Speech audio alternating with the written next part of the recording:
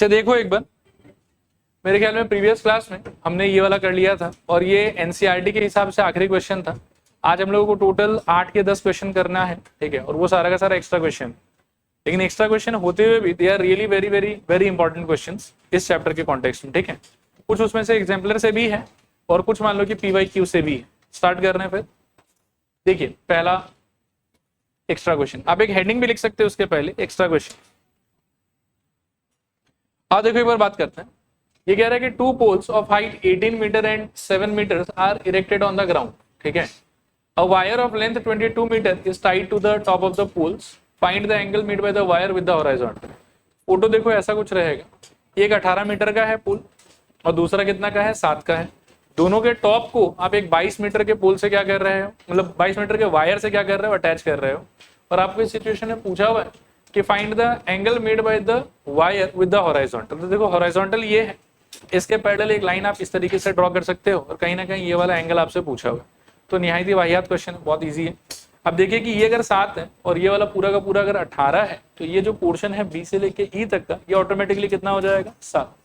और 18 - 7, ये पोर्शन कितना बचेगा आपका, 11, ठीक है ना। इस एंगल के कॉन्टेक्स्ट में एक बार थोड़ा अच्छे से सोचो कि ये वाला साइड किसके तरह बिहेव करेगा और ये वाला साइड किसके तरह बिहेव करेगा। तो you will get the feeling कि अच्छा एंगल के ऑपोजिट जो है वो बनेगा परपेंडिकुलर और 90 डिग्री के ऑपोजिट जो है वो क्या बनेगा, हाइपोटेन्यूस। और परपेंडिकुलर हाइपोटेन्यूस को रिलेट कौन करता है, साइन। तो अगर इस एंगल का वैल्यू मैं थोड़ी देर के लिए थीटा मान लूं कि नहीं पता है मेरे को, तो साइन थीटा इक्वल्स टू क्या लिख सकता हूं बताओ। मेरे ख्याल में 11/22 काटूंगा तो कितना हो जाएगा, हाफ। और हाफ को आप कौन से स्टैंडर्ड एंगल से रिप्लेस कर सकते हो, तो मेरे ख्याल में साइन ऑफ 30 डिग्री। तो वहां से bye comparison you can say कि थीटा इक्वल्स टू कितना हो जाएगा, 30 डिग्री। ये इसका सोल्यूशन है। हालांकि आप जो डायग्राम बनाओगे वो ये वाला होना चाहिए।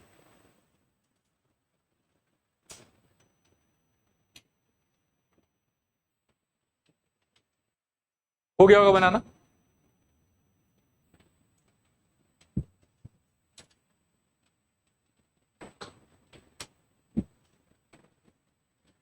लिखिए let the required angle be theta, let the required angle be theta, let the required angle be theta। फिर आगे लिखूं in triangle AEC, in triangle AEC सीधा ही कह सकते हैं हम लोग कि sine of theta is equals to कितना, 11/22। So sine theta is equals to मेरे विचार में half. This implies sine theta is equals to sine of मेरे ख्याल में 30 degree. So theta is equals to 30 degree, ठीक है।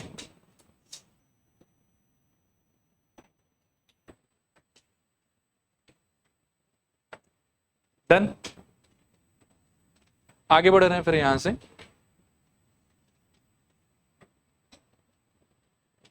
इस पे आप 7 स्टार लगाओ, मतलब most most most most most most most आधा घंटा मोस्ट अगर मैं बोलूं तो उतना इंपॉर्टेंट क्वेश्चन है। और ये एक बहुत ही फेमस रील पे बेस्ड क्वेश्चन है। वो गाना नहीं था आप लोग के, बादल बरसा, याद आ गया? उसी से थोड़ा सा बोल सकते हो कि रिलेटेड टाइप्स है। देखो ध्यान से देखो, the angle of elevation of a cloud from a point 60 metre above a lake, ठीक है, is 30 degree and angle of depression of the reflection of the cloud in the lake is 60 degree. मतलब ये एक line ही अपने आप में समझ रहे कि बहुत लंबा टंग ट्विस्टर टाइप लाइन है। इसको पार्ट पार्ट में ब्रेक करके सोचना है पहले आपको अच्छे से। तो मेरे को जो वो पढ़ के समझ में आता है वो ये है कि एक कोई तालाब जैसा है, लेक। लेक को आप देख सकते हैं, ये जो बीसी का लेयर है ना, ये लेक है। आप इस लेक से 60 मीटर ऊंचा कोई पॉइंट है। इस पॉइंट पे एक ऑब्जर्वर खड़ा है और वो सब जो कि शिलोंग विलोंग टाइप का जगह है, यहाँ पहुंचा है, यहाँ से ऊपर बस बादल दिखाई देता है सीधा उस टाइप से, ठीक है। तो इससे थोड़ा ऊपर यहाँ कहीं पे बादल, ठीक। यहां से ऑब्जर्वर जब बादल को देखेगा तो उसको अपने हॉरिजॉन्टल के हिसाब से 30 डिग्री पे बादल दिखाई देगा। फिर सिंस नीचे लेक है, साफ सुथरा लेक है, लोग कम जाते हैं यहाँ पे, तो सब कुछ एकदम क्रिस्टल क्लियर नीचे दिखाई देता है। तो लेक जो है वो मिरर की तरह बिहेव करता है। तो उसी क्लाउड का फोटो आप समझिए कि इस लेक में दिखाई दे देगा आप, ठीक है। और ये बंदा जब क्लाउड को देखता है तो वो उसको अपने हॉरिजॉन्टल से 30 डिग्री एंगल ऑफ एलिवेशन पे दिखाई देता है। फिर लेकिन उसी क्लाउड के इमेज को जब देखता है नीचे पानी के अंदर, पानी को मिरर मानते हुए फोटो बनेगा उसका, तो बंदा जब फोटो को देख रहा है तो फोटो उसको 60 degree of angle of depression पे दिखाई दे, ठीक है। और इस सिचुएशन में आपको पूछा जा रहा है कि find the height of the cloud from the surface of the lake, यानी कि सी से लेके पी तक का डिस्टेंस आपसे पूछा, ठीक है। मैं आपको 30 सेकेंड्स का टाइम देता हूं, सवाल पढ़िए, फोटो देखिए, सोचिए कि इन्फॉर्मेशन आप प्रोसेस कर पा रहे हैं कि, बाकी डिस्कशन हम उसके बाद में करेंगे। कोई डाउट अगर आपको सवाल को और फोटो को रिलेट करने में आ रहा है तो पहले हम उस पर बात करेंगे, फिर हम सोल्यूशन देखेंगे। सोल्यूशन ईजी है बट समझना ही थोड़ा सा टफ है इसको। देखो अच्छा सवाल है, इसीलिए पूरा एक बार और एक्सप्लेन कर देता हूं क्या कह रहा है। ये कह रहा है कि the angle of elevation of a cloud from a point 60 metre above the lake is 30 degree. पहले इतना को समझते हैं। तो ये हो गया हमारा लेक बीसी। इस लेक के लेयर से 60 मीटर ऊपर एक पॉइंट है ए, उस पॉइंट से क्लाउड का एंगल ऑफ एलिवेशन कितना बता रहा है हमको, 30 डिग्री। आगे उसी लाइन में ये बोलता है कि the angle of depression of the reflection of the cloud in the lake is 60 degree. मतलब ये हो गया क्लाउड, इसका रिफ्लेक्शन इन द लेक हो गया ये वाला पॉइंट, और इस पॉइंट का अगर ऑब्जर्वर देखना चाहे तो एंगल ऑफ डिप्रेशन इस बार कितना बनेगा देखते समय 60 डिग्री, ऐसा हमको बताया हुआ। और इस सिचुएशन में हमसे पूछा हुआ है कि find the height of the cloud from the lake surface. तो ये क्या पूछा है, मैं उसको थोड़ा मार्क करने का ट्राई करता हूँ। देखो ये जो बीसी है ना, ये लेक है आपका, इससे ऊपर ये जो डिस्टेंस है ये वाला पी से लेके सी तक का, ये डिस्टेंस आपसे पूछा। This is the question. देखो क्वेश्चन समझ में आएगा नहीं, रिसॉल्व कैसे करना है उस पर बात कर लेंगे, ठीक है। मेरे ख्याल में यहां तक सब कुछ। आप कॉपी में ये वाला बनाओ,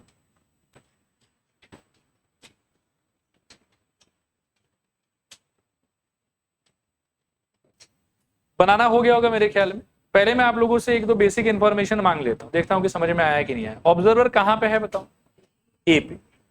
ए बी क्या है, पहाड़। लेक कहां है, बीसी पे। बादल कहां है, पी। बादल का फोटो कहां है, ओ। बादल का फोटो ओ, ठीक है। और लेक फिर से बता दो कहां पे है, बीसी, ठीक है। अब देखो दो बात होगा, हम जानते हैं कि प्लेन मिरर के केस में object distance is equals to क्या होता है, इमेज डिस्टेंस। फिर से रिपीट करो, प्लेन मिरर के केस में क्या होता है, object distance is equals to image distance. यहां पर ऑब्जेक्ट कौन है आपका, बादल। मिरर कौन है आपका, सरफेस ऑफ द लेक। और इमेज कहां पे बना है आपका, ओ पे, ठीक है ना। तो सरफेस ऑफ द लेक से लेके ऑब्जेक्ट का डिस्टेंस और सरफेस ऑफ द लेक से लेके इमेज का डिस्टेंस दोनों क्या होना चाहिए, इक्वल। इसीलिए आई कैन से कि सी से लेके पी तक का distance C P should be same as C से लेके ओ तक का डिस्टेंस सी, ये दोनों को इक्वल होना चाहिए। तो हम इन दोनों को एक बार एक्स एक्स मान लेते हैं।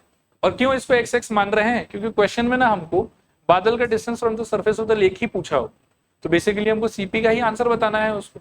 लेकिन इसके अंदर में एक कैच और भी है। एक कैच और भी क्या है, देखो कि जैसे ए बी का वैल्यू अगर 60 है तो इस पूरे स्ट्रक्चर के रेक्टेंगल होने की वजह से डीसी का वैल्यू भी कितना हो जाएगा, 60।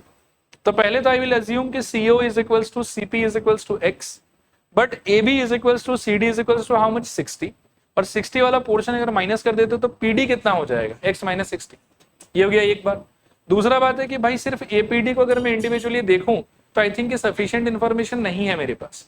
आई नो द एंगल कि एंगल ए को इन्वॉल्व करना है, फिर PD का आई नो कि मेरे को PD में से X माइनस 60 का कुछ वैल्यू फाइंड करना है, बट थर्ड साइड कौन सा हो वो तो नहीं पता हमको, ठीक है। सिमिलरली नीचे वाले ट्राइंगल में भी अगर आप देखोगे तो 60 डिग्री है एक बार के लिए हमारी इन्फॉर्मेशन में, फिर हमारे पास में 60 और X ये सब वो सब थोड़ा बहुत पता है, लेकिन इसमें भी थर्ड साइड का तो कोई आइडिया नहीं है जिससे मैं डिस्टिंग्विशली सोच सकूं कि अच्छा ये ट्रिग्नोमेट्री लगाने से काम बन जाएगा। लेकिन सिंस दोनों ट्राइंगल एक पार्ट में ओवरलैप कर रहा है और वो कॉमन साइड कौन है बताओ, AD। तो AD का मैं एक बार के लिए हेल्प ले लूँ कि AD को भी कुछ पकड़ लूंगा तो इस ट्राइंगल में भी शायद 10 लगा के कुछ ना कुछ हो जाना चाहिए। और AD पकड़ने से 60 के ऑपोजिट ये जो भी पार्ट है OD वाला आपका, ये OD किसके तरह बिहेव करेगा, परपेंडिकुलर। और वापस से 60 डिग्री के कॉन्टेक्स्ट में AD किसके तरह बिहेव करेगा, बेस। तो परपेंडिकुलर और बेस को इन्वॉल्व करने के लिए बेस्ट ट्रिग्नोमेट्री कौन सा होगा, 10। आया बात समझ। तो AD को भी कुछ पकड़ना पड़ेगा हम लोग को, फिर ऊपर के फिगर में भी 10 लगाएंगे, नीचे के फिगर में भी 10 लगाएंगे। सॉल्व करने के बाद में हमारा X आ जाएगा, और X जो भी आपका आएगा वो X ही आपका आंसर होगा। यहाँ बोलोगे क्यों, क्योंकि C से लेके P तक का ही जो डिस्टेंस है that is the distance of the cloud from the surface of the lake, और वही चीज आपसे क्वेश्चन में मांग रखा है, ठीक है। मेरे ख्याल में लिखिए, late CP is equals to CO is equals to x. Let CP is equals to CO is equals to x. Also AB is equals to CD is equals to 60. AB is equals to CD is equals to 60 and therefore मेरे ख्याल में PD is equals to x minus 60. PD is equals to x minus 60. ठीक है, फिर नीचे लिखो late since हमको AD को भी इन्वॉल्व करना चाहिए तो AD को कुछ हम लोग y मान लेते हैं, तो लिखो let AD is equals to y. AD is equals to y. ठीक है, अब लिखो इन ट्राइंगल पहले ऊपर के ट्राइंगल पे फोकस करो, एक सेकेंड। ऊपर का ट्राइंगल का नाम क्या बताओ? APD, आगरा, पुणे, दिल्ली। APD, इसमें क्या लग जाएगा बताओ? tan ऑफ मेरे ख्याल में 30 degree is equals to x minus 60 upon कितना y. So this implies tan 30 का answer 1/√3 this is equals to x minus 60 upon y. फिर यहाँ से आप क्रॉस मल्टीप्लाई कर लो तो y इज इक्वल्स टू क्या आ जाएगा बताओ? √3 इंटू x माइनस 60. फर्दर मत खोलो, एक बार देखते हैं आगे क्या होता है, इसको 1 मार्क करके छोड़ दो. y equals to √3 into x minus 60. ठीक है, आगे लिखो अगेन दूसरा ट्राइंगल कौन सा होगा आपका? AOD. ठीक है, AOD ट्राइंगल में फिर से आप लगाओगे tan और tan ऑफ 60 डिग्री. गेस कर सकते हो क्या भाई क्या होना चाहिए? देखो यहां थोड़ा कैच है, मिस मत करना. ये वाला जो पार्ट है इसमें आपको O से लेके D तक का पूरा डिस्टेंस को परपेंडिकुलर मानना है नीचे वाले ट्राइंगल के अंदर. तो C से लेके O तक का डिस्टेंस है x और D से लेके C तक का डिस्टेंस कितना है? 60. तो D से लेके O तक का डिस्टेंस ओवरऑल कितना हो जाएगा? 60 प्लस x. ये मिस मत करना, ठीक है, ध्यान से करना है इस काम को. तो यहाँ मेरे ख्याल में 60 प्लस x और नीचे क्या आएगा बताओ? मेरे ख्याल में y. लेकिन y का आंसर पहले से क्या दिया हुआ था आपको? तो एक तो यहाँ आप √3 लिख लो और यहाँ आपका हो जाएगा 60 प्लस x डिवाइडेड बाय मेरे ख्याल में √3 इंटू x माइनस 60. ठीक है, अब क्रॉस मल्टीप्लाई कर लूँ तो √3 इंटू √3 मेरे ख्याल में 3 हो जाएगा. तो यहाँ पे आएगा 3 times of I will say x minus 60 is equals to 60 plus x. बोल दो पूरा, तो मेरे ख्याल में 3x minus 180 is equals to 60 plus x. x को यहाँ ले आओ तो 3x माइनस x मेरे ख्याल में 2x और ये वहां जाके ऐड हो जाएगा तो मेरे ख्याल में 240. So x equals to how much? 120. और यही हमको चाहिए था, x इक्वल्स टू 120. ठीक है, नीचे लिखो hence distance of cloud from surface of earth नहीं सॉरी क्या surface of lake. Distance of cloud from surface of lake is equals to 120 metre is equals to 120 metre. ठीक है, चल रहे हैं अगले क्वेश्चन की तरफ. अब पढ़िए इसको, आसान सा ही है और सोचिए एक बार. आओ देखो साथ में करते हैं, फोटो पहले बनाने का ट्राई करते हैं. ये शायद कुछ ऐसा हो जाएगा, देखो इस टाइप का आपका लाइट हाउस होगा. फिर ये मान लो कि आपका नदी वदी हो गया. लाइट हाउस के बिल्कुल टॉप पे यहाँ कोई ऑब्जर्वर है और आपके पास में 2 शिप है और दोनों जो है ऐसा बोला हुआ है कि लाइट हाउस के ऑपोजिट साइड में कि सेम साइड में? ऑपोजिट साइड में. तो यहाँ मान लो कि आपका शिप नंबर 1 या शिप नंबर 1 नहीं कुछ ऐसे बोल देंगे बाद में, और यहाँ पर आपका शिप नंबर 2. और क्वेश्चन के हिसाब से 2 बात हम लोग को ध्यान देना है कि दोनों शिप के बीच का डिस्टेंस शायद 100 और एंगल ऑफ डिप्रेशन आपको दोनों का दिया हो.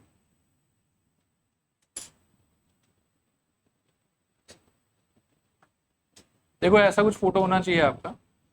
नाम हम दे देते हैं A B C D. Tower 90 degree पे होगा और एंगल ऑफ डिप्रेशन कितना कितना बताया हुआ आपको? 30 और 45. ऐसे रैंडमली चूज कर लो, मान लो कि यहाँ 45 दे दो, यहाँ 30 दे दो. ऑल्टरनेट एंगल की वजह से मुझे लगता है कि 45 यहाँ पर भी आ जाएगा और वो वाला 30 जो है वो यहाँ पर भी आ जाएगा, ठीक है। और दोनों के बीच का ओवरऑल डिस्टेंस कितना है 100। तो अगर मैं बी से लेके सी तक के पार्ट को x मान दूं, ठीक है ना, तो जो दूसरा पार्ट है आपका वो ऑटोमेटिकली कितना हो जाएगा बताओ 100 माइनस एक्स। और इसका हाइट चाहिए फाइनली हम लोग को, तो इसको भी कुछ मान लेते हैं y, ठीक है। ये बना लो फटाफट।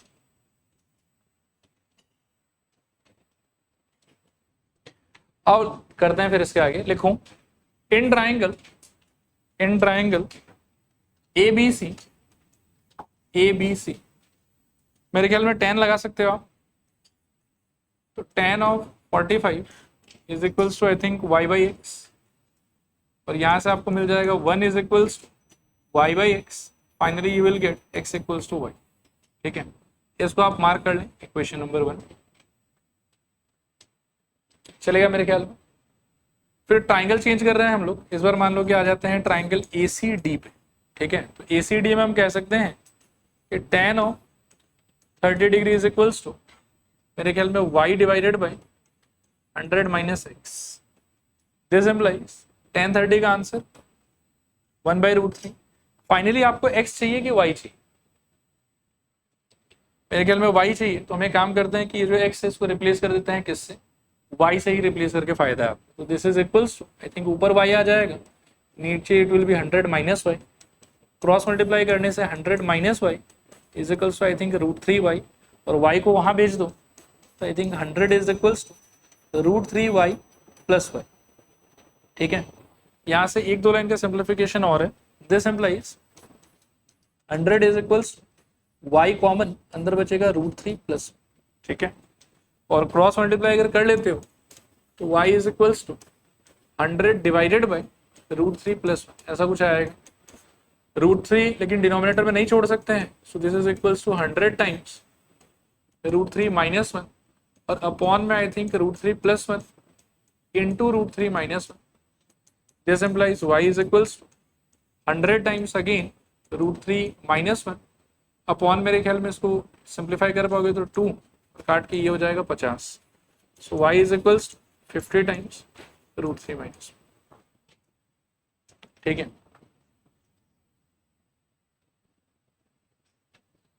एक लाइन लिखो, hence height of the light tower, height क्या था, अच्छा lighthouse, height of the lighthouse is equals to 50 times √3 minus, height of the lighthouse is equals to 50 times √3 minus, ठीक है। ये थोड़ा और अजीब हो जाता अगर आपको √3 का आंसर दिया रहता। नेक्स्ट पढ़ें इसको,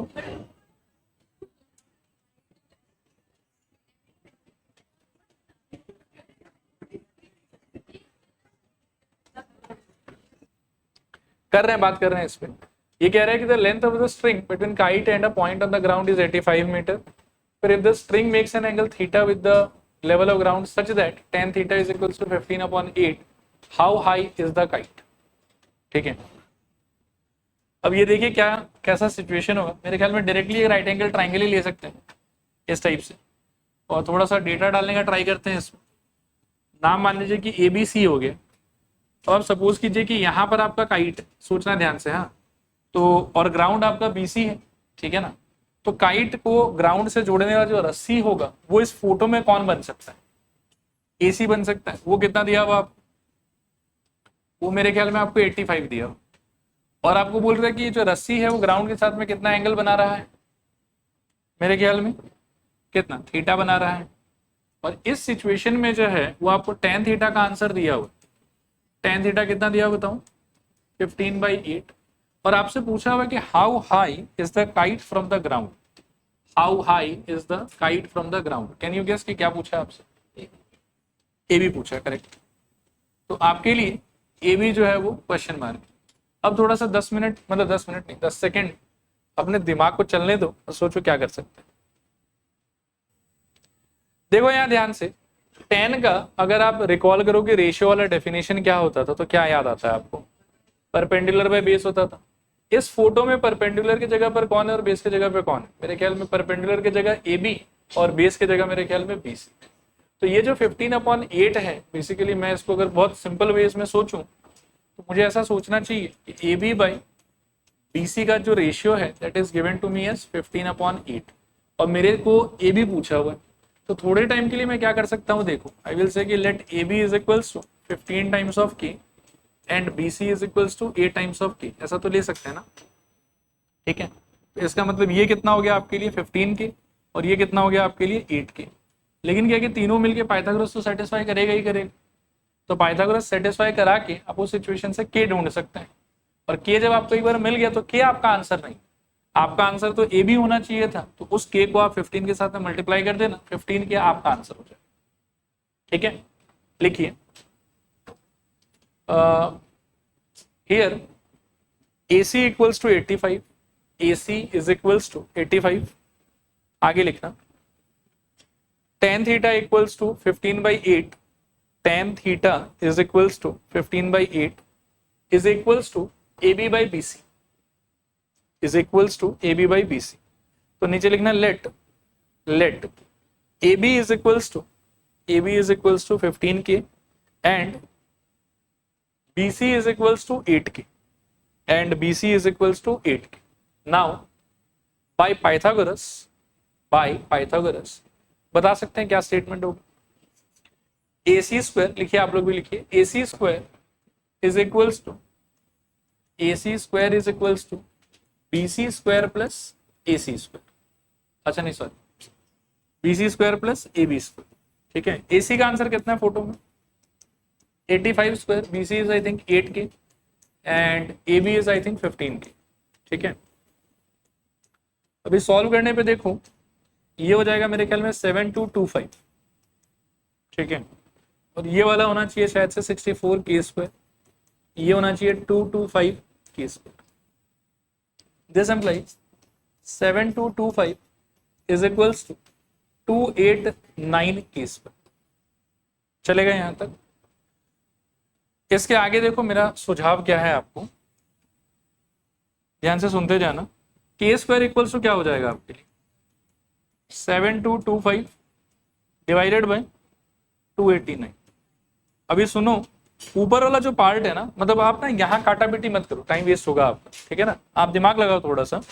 ये 7225 किसका स्क्वायर करके मिला था आपको 85 का, तो ऊपर का आप लिख सकते हैं मेरे ख्याल में, मतलब मैं आपको कैलकुलेशन थोड़ा बचाने का ट्राई कर रहा हूँ, हाँ। और 289 जो है वो है मेरे ख्याल में 17 का, तो whole square this is same as K square. यहाँ से K इक्वल्स आ जाएगा एक तरीके से 85/17। इसका आगे थोड़ा सा भी कैलकुलेशन अगर आपको आता है तो 5K आपका आ गया। हाँ प्लस माइनस देखो फिर से K जो है, मतलब वैसे मैथमेटिकली प्लस माइनस दोनों आना चाहिए, मैं मना नहीं करूंगा, लेकिन K जो है वो अल्टीमेटली जाके 15 और 8 से जुड़ेगा और जुड़ के फिर उसको साइड रिप्रेजेंट करना है, तो साइड का लेंथ तो नेगेटिव नहीं हो सकता। काइंड ऑफ हाँ रिजेक्शन कर रहे हैं बट लिख नहीं रहे हैं उसको। आप हालांकि लिख के अगर रिजेक्ट कर भी देते तो ओके। डन मेरे ख्याल में यहाँ तक। मैं फिर पूछूंगा आपसे कि K आंसर है क्या आपका? आपका आंसर क्या होगा 15 इंटू K लिखूं। Hence AB is equals to 15 into K is equals to 15 into 5 is equals to 75। 15 into 5 is equals to 75, ठीक है। अच्छा अगला क्वेश्चन देखो।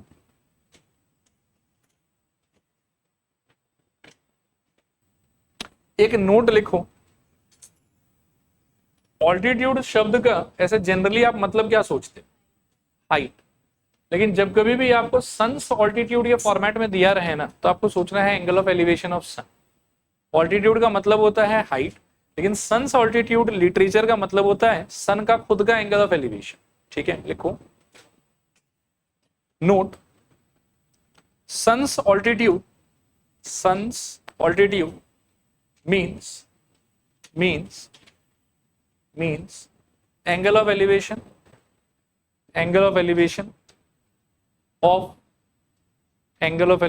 of sun from the ground, angle of elevation of sun from the ground, ठीक है। अभी ध्यान से ना बोर्ड पर 2 मिनट के लिए देखो, इसको मैं थोड़ा डीपली एक्सप्लेन कर देता हूँ ताकि परमानेंटली आपके दिमाग में बैठ जाए। सन के साथ में कुछ केस है, मतलब हाँ वैसे शायद पता ही होगा आप लोग को ये सब बात, बट फिर भी एक बार बता देते हैं। मान लीजिए कि ये ग्राउंड है और सपोज कीजिए कि यहाँ पर कोई एक बिल्डिंग, और ऐसा मान लीजिए कि एक तरफ बिल्डिंग के इधर कुछ ईस्ट है और उधर वेस्ट, ठीक है ना। तो सन का बिहेवियर जो अर्थ के ऊपर में स्ट्रक्चर्स के कॉन्टेक्स्ट में होता है वो कुछ इस टाइप का होता है। देखो कि ईस्ट से जो है वो आपका सन राइज करता है, सही कह रहा हूँ शायद, मतलब शुरू शुरू में यहाँ पे होगा, फिर यहाँ पे होगा, फिर यहाँ पे होगा, फिर यहाँ पे होगा, और एक टाइम पर आके बिल्कुल वो ओवरहेड टाइप हो जाता है, नहीं एकदम माथे पे आ जाता है। फिर उसके बाद में सन जो है वो डूबने लगेगा, समझ रहे हो, और वेस्ट में जाके कहीं अल्टीमेटली वो डूब गया, ऐसा ही होता हाल। और अगर आप मानो की बात करोगे शेडो का, तो शेडो को थोड़ा ध्यान से आप देखते थे, जब सपोज करो कि सन यहाँ है तो शेडो जो है वो, अगर बिल्डिंग ये वाला है आपका, तो शेडो कैसे बनेगा ना, उस बात पे थोड़ा फोकस करें। तो इतना ले जा रहा हूँ, 1 सेकंड रुक।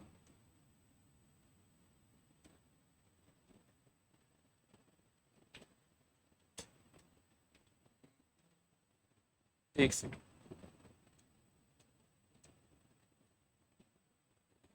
ये मान लो कि ग्राउंड का तो कोई दिक्कत है नहीं, ग्राउंड तो एकदम इनफाइनाइट तक जाता रहा। तो सन जब यहाँ है ना, तो इस टाइप का कोई एक रे आ रहा होगा सन से, ठीक है, और उसके चक्कर में शेडो जो वो वहां तक चला गया। फिर जब सन यहां से आगे चला गया, अच्छा इस सिचुएशन में सन का कुछ एक एंगल ऑफ एलिवेशन होगा, वो इस पोजीशन का सन ऑल्टीट्यूड माना जाए। लेट से ऐसे रैंडमली मैं बोलता हूँ कि सपोज करो कि ये 30 डिग्री, तो आई विल से कि इस पोजीशन में sun altitude is how much, 30 degree. फिर अगेन सन जो है वो थोड़ा ऊपर की तरफ जाएगा, और उस टाइम पर जो मानो कि आपका शेडो बनेगा वो ये वाला नहीं हो। अच्छा इसमें शेडो कौन सा ये भी बताऊं, यहां से लेके यहां तक ये पूरा शेडो बिल्डिंग का, समझे यहां तक। फिर उसके बाद में देखो क्या हो, सन ऊपर चला गया थोड़ा सा, तो इस बार जो शेडो बनेगा वो मेरे ख्याल में ऐसा कुछ बनना चाहिए, सोचो सही कह रहा हूं, ठीक है। और मान लो कि मैं इस बार कह देता हूं कि ये जो सन ऑल्टीट्यूड है ये इस बार कितना हो गया, 60।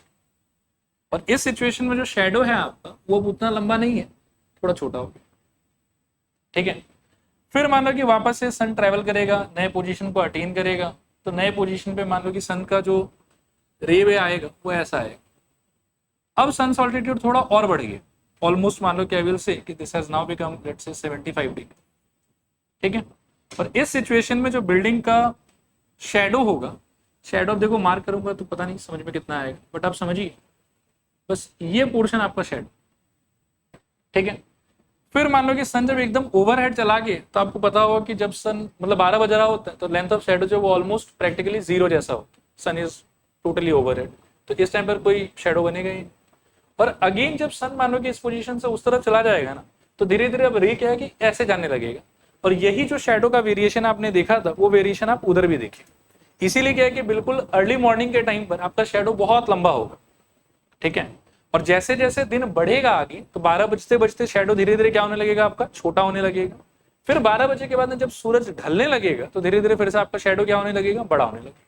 देखो ये चीज क्लियर है कि नहीं क्लियर, आया समझ, बोल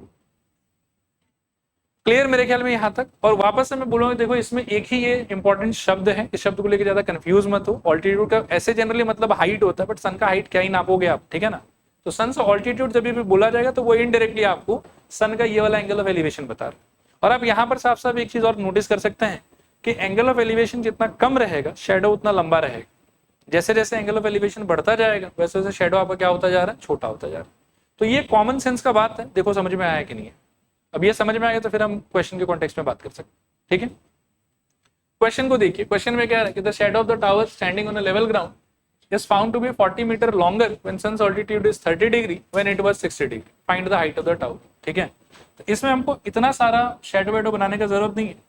ये सपोज कीजिए कि आपका ग्राउंड हो गया, ग्राउंड के ऊपर सपोज कीजिए कि ये आपका टावर हो गया, ठीक है। ये टावर को थोड़ा सा छोटा, ठीक है।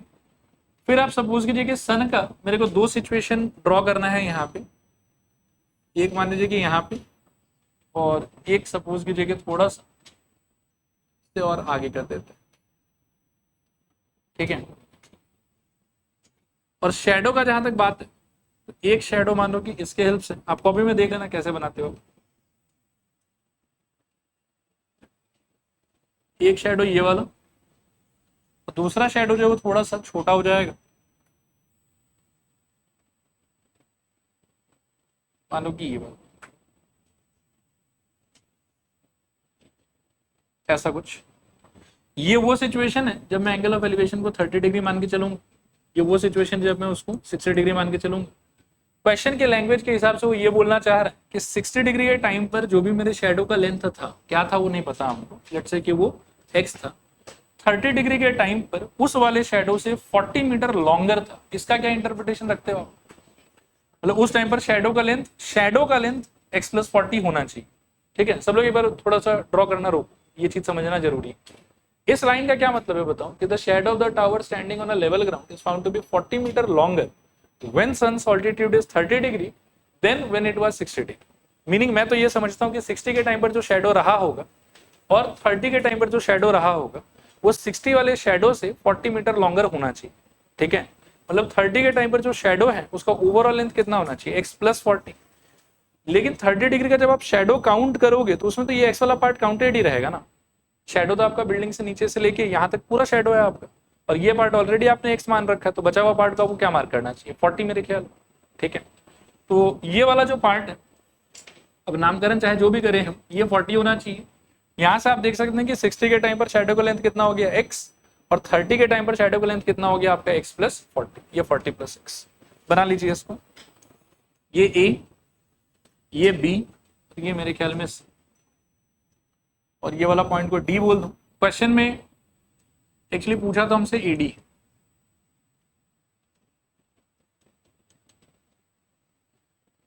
बनाना हो जाए तो बताओ। लिखो लेट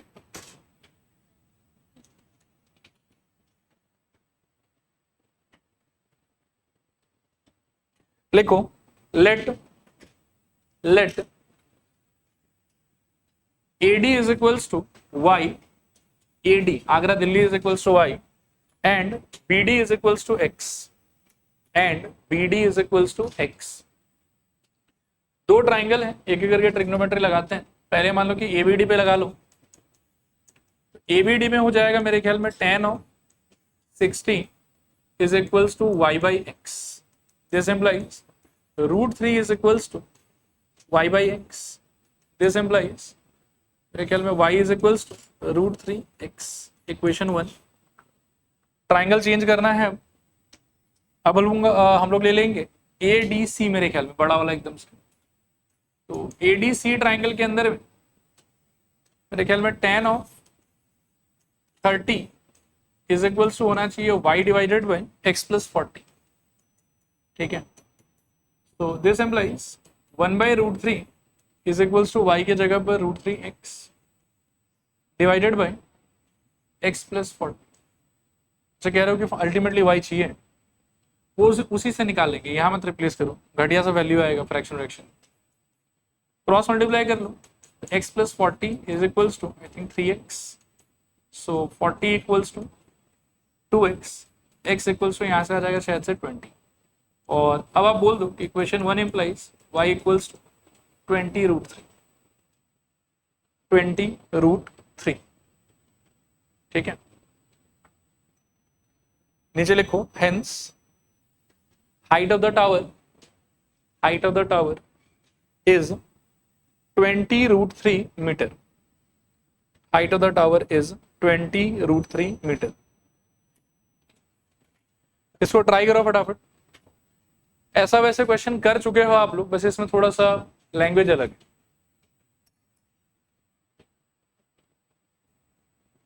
आज से एक क्लास पहले शायद हमने वो एक बलून वाला क्वेश्चन किया था कि लड़की यहाँ खड़ी है, वो बलून को देख रही है, बलून थोड़ी देर में आगे चला जाएगा, फिर लड़की उसको देखेगी। पहले एंगल ऑफ एलिवेशन शायद 60 डिग्री था वहां पे भी, और आगे चल के एंगल ऑफ एलिवेशन कितना हो गया था 30 डिग्री। और हमको ये पता करना था उसमें कि बलून और मतलब बलून ने कितना डिस्टेंस ट्रेवल किया। ये वाला क्वेश्चन भी उसी थीम पे है, बस इसमें क्या है कि हमको डिस्टेंस नहीं फाइंड करना है, हमको उस एरोप्लेन का स्पीड फाइंड करना। ठीक है, तो आप देखो कि इसका एक्सप्लेनेशन क्या होगा। पहले मैं बना के दिखा देता हूँ, फिर मैं बताऊंगा करना कैसे। एक बार कुछ लिखना लिखना मत, थोड़ा देखना अच्छे से। ये सपोज करो कि आपका ग्राउंड है, ठीक है, और इनिशियली आप ये मान लो कि जो आपका एरोप्लेन है वो इस जगह पे खड़ा है, यहाँ पे कितना हाइट पे खड़ा है सवाल के हिसाब से, 3000√3 हाइट। पर इसको शुरू में कोई ऑब्जर्वर यहाँ से देख रहा है, तो ऑब्जर्वर को ये कितने एंगल पे दिखाई दे रहा है बिगिनिंग में, देखो 60 डिग्री शायद, ठीक है ना। तो ये एंगल आपका कितना हो जाएगा इमीडिएटली 60 डिग्री। फिर ये जो एरोप्लेन है, समझना थोड़ा ध्यान से, ये एरोप्लेन सेम हाइट मेंटेन करके आगे जाएगा, हाइट सेम मेंटेन करेगा ग्राउंड से, ठीक है ना, ऐसा बोला हुआ क्वेश्चन के अंदर। कैसे बोला हुआ है, तो if the aeroplane is flying at a constant height of इतना, तो हाइट पहले भी इतना था और जिस डायरेक्शन में वो फ्लाई कर रहा है एवरी टाइम हाइट इतना ही मेंटेन रहेगा उसका। थोड़ी देर ट्रैवल करने के बाद में, एंड टू बी प्रिसाइज कितना देर ट्रैवल कर रहा है ये, 30 सेकेंड्स, आप यहाँ देख सकते हैं। तो 30 सेकेंड्स के बाद जो प्लेन का नया लोकेशन है, पहले हम उसको भी थोड़ा सा मार्क वार्क कर लेते, ठीक है ना। नया लोकेशन ये वाला, और नए लोकेशन पे एंगल ऑफ एलिवेशन चेंज हो जाएगा सवाल के हिसाब से, और एंगल ऑफ एलिवेशन अब चेंज हो कितना हो जाएगा आपका 30 डिग्री। तो ये एंगल आपका कितना रहेगा यहाँ पर 30 डिग्री। और इस एरोप्लेन का जो पहले यहाँ था, यहाँ से उड़ के मान लो कि यहाँ चला गया, इस एरोप्लेन का आपसे स्पीड पूछा हो, तो मेरे ख्याल में बहुत सिंपल क्वेश्चन है, हमको बस ये वाले पॉइंट से ये वाले पॉइंट तक का पहले डिस्टेंस निकाल लेना है, जो कि हम निकाल ही सकते हैं। और ये डिस्टेंस निकालने के बाद में स्पीड का वैल्यू क्या होता था, डिस्टेंस डिवाइडेड बाय टाइम। तो डिस्टेंस आपको ट्रिग्नोमेट्री से पता चल जाएगा, और speed equals to distance upon time का फॉर्मूला लगा के एरोप्लेन का आपको स्पीड मिल जाएगा, ठीक है। बनाइए इसको, आगे मैं हेल्प करता हूँ। ए बी, एक सेकेंड रुक जाओ, सी डी ई लिखो। Let A B is equals to x, क्योंकि हेल्प चाहिए होगा इसका, and B C is equals to, I will say y. A B is equals to x, B C equals to y, और D C का value भी रहेगा 3000√3, ठीक है। अब आपके पास में दो ट्राइंगल है, आइए एक एक करके फोकस करें। पहले ट्राइंगल ले लीजिए आप, ए बी ई। इस ट्राइंगल में you can apply tan of 60 is equals to मेरे ख्याल में 3000√3 divided by x। tan 60 degree का answer √3 equals to 3000√3 by x। दोनों साइड से √3 गया, x इक्वल्स टू आ जाएगा शायद से 3000, ठीक है। वैसे हम x ढूंढ रहे थे कि x नहीं ढूंढ रहे थे, हम क्या ढूंढ रहे थे, y। चलिए ट्राइंगल बदलिए,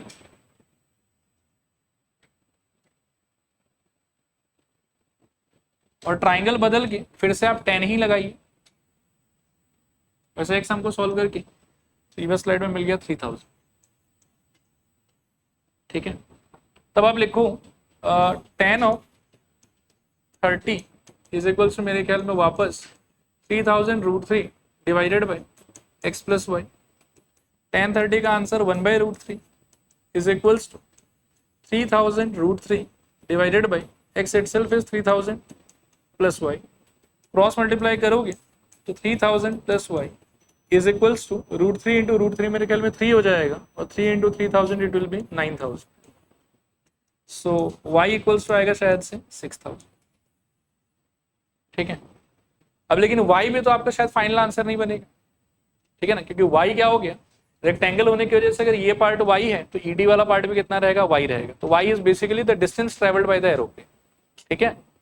क्लियर मेरे ख्याल में यहां तक लिखिए। देयरफॉर डिस्टेंस ट्रेवल्ड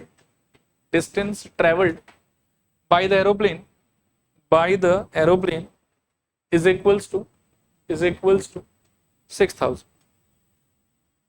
नीचे लिखो hence speed is equals to distance by time. This implies speed is equals to 6000 divided by time कितना लगा था 30 सेकेंड्स, 0 गए 200 इज इक्वल्स टू 200 मीटर पर सेकेंड। अच्छा, कभी कभी बदमाशी करने के कॉन्टेक्स्ट में एग्जामिनर बोल देगा आपको कि find the speed in kilometre per hour, तो ठीक है, किससे मल्टीप्लाई करना होगा? 18/5 से शायद, ठीक है। वो उसमें थोड़ा सा क्लियर रहना कि 5/18 कब लगता है और 18/5 कब लगता है, ठीक है। चलो आज के लिए